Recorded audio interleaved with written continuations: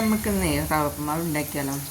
റവ ഉപ്പുമാവ് പൊതുവേ ആർക്കും ഇഷ്ടമല്ല, പക്ഷേ ഇഷ്ടമുള്ള രീതിയിൽ നമുക്ക് റവ ഉപ്പുമാവ് ഉണ്ടാക്കാം. അപ്പോൾ ആദ്യം ഞാൻ ഉള്ളി വഴറ്റിയാണ് കേട്ടോ. ഇവിടെ വറുത്ത് വെച്ചിട്ടുണ്ട് കേട്ടോ. ഇത് ബ്രൗൺ കളറാവണ വരെ വഴറ്റണം കേട്ടോ. നമുക്ക് തക്കാളി ഇട്ട് കൊടുക്കാം കേട്ടോ.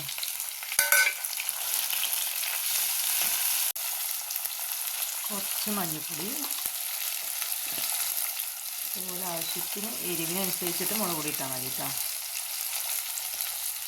അതുപോലെ ഒരു സ്പൂൺ മല്ലി, കുറച്ച് അധികം ഇടുന്നുണ്ട് കേട്ടോ.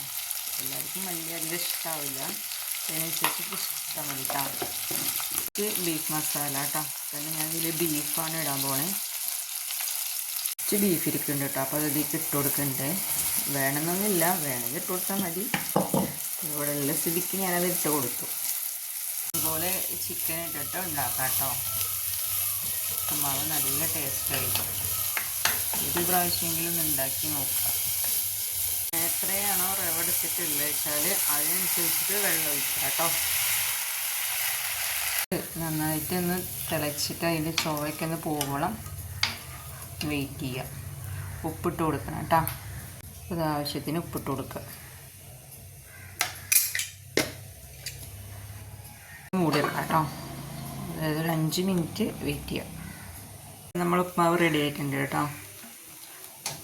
നല്ല ടേസ്റ്റാണ് കേട്ടോ. ഉണ്ടാക്കി നോക്കുക. ഓക്കെ.